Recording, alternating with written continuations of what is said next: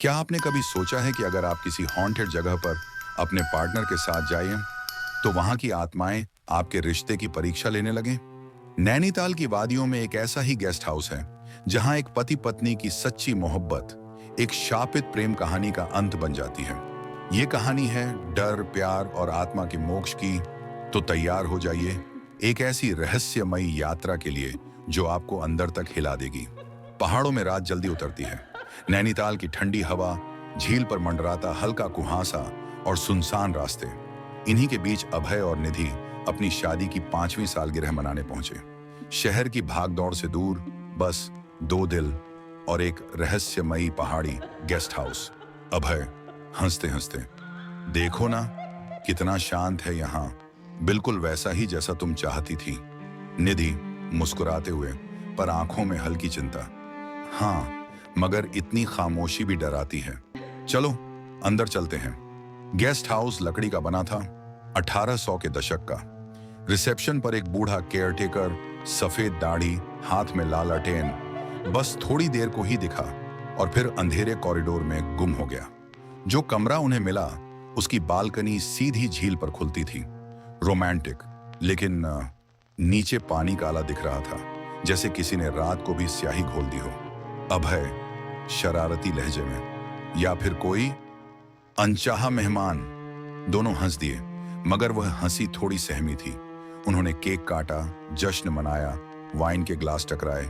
Cheers, हमारे प्यार के 5 साल। रात के 12:30 बजे दरवाजे पर 3 थपकियां। थक थक थक। अभय ने दरवाजा खोला, बाहर कोई नहीं। फिर वही बूढ़ा केयरटेकर गलियारे में दिखा, धीमे धीमे बड़बड़ाता हुआ, झील रात में सब खींच लेती है, मत जाओ मत जाओ। अभय पलटा तो निधि मुस्तैद खड़ी। उसने सुना नहीं, पर उसकी आंखों में सवाल थे। कौन था? अभय ने बात टाल दी, कुछ नहीं, शायद हवा के कारण दरवाजा। लेकिन उसी पल कमरे की सारी लाइट्स झपकने लगी और बालकनी के बाहर झील से किसी औरत की चीख, बचा लो, कोई तो बचा लो। निधि कांप उठी, ये कोई प्रैंक तो नहीं?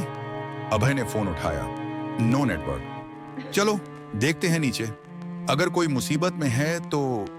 निधि उसका हाथ थामे, मैं साथ चलूंगी।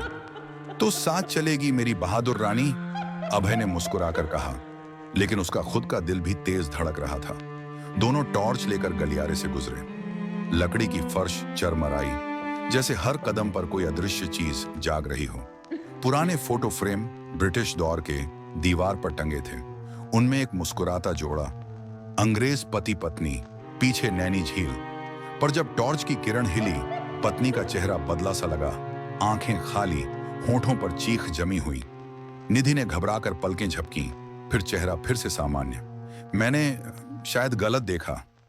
अभय ने उसका हाथ कसकर पकड़ लिया, बस बाहर निकालते हैं। गेस्ट हाउस के पीछे सीढ़ियां झील की ओर उतरती थीं। ठंडी हवा ने कपड़ों के पार तक काट लिया। नीचे जंग लगा नाव घाट और झील पर उसी औरत जैसी सिलहूट, सफेद साड़ी, भीगे बाल, पानी की सतह पर तैरती हुई। निधि ने डरते डरते आवाज लगाई, कौन है आप? क्या मदद चाहिए? सिलहूट ने गर्दन घुमाई, पर चेहरा मानो पिघलता हुआ काला गड्ढा। अचानक उसने झील में डुबकी लगाई और लहरों ने जैसे उन्हें आमंत्रित किया। अभय ने कदम पीछे हटाए, ये कुछ गलत है, चलो लौटते हैं। पर तब तक पीछे से दरवाजा खुद ब खुद बंद, धड़ाम, रास्ता बंद। उनके फोन अभी भी नो सिग्नल। दोनों ने एक दूसरे को देखा, उनमें डर भी था, भरोसा भी। निधि, हम दोनों साथ हैं, कुछ नहीं होगा। अभय, इसलिए तो हिम्मत है, चल ऊपर की टेरेस से शायद कोई रास्ता दिखे। वे ऊपर जाने लगे। लकड़ी की सीढ़ियां, हर स्टेप पर नाखून से घसीटने जैसी आवाज। टेरेस पर पहुंचते पहुंचते बारिश तेज हो चुकी थी। बिजली कड़की तो सामने वही औरत, इस बार करीब, पूरा चेहरा सड़ा सा, आंखों से पानी नहीं, काली स्याही टपकती। उसके पीछे धुंधला पति, घुटा हुआ गला, रस्सी के निशान, मानो किसी ने बेवफाई का बदला लिया हो। औरत ने भयानक चीख मारी, प्यार ने हमें मारा, अब तुम्हारी बारी। और हवा भंवर बनकर उन पर टूट पड़ी। निधि का दुपट्टा उड़कर तमाम छज्जों में अटक गया। अभय ने उसे बाहों में भींच लिया। वक्त जैसे थम गया। उसने जोर से पुकारा, हमारा प्यार सच्चा है, हम एक दूसरे को कभी धोखा नहीं देंगे। अगर तुम्हें सुकून चाहिए तो उसे इसी प्यार में ढूंढो।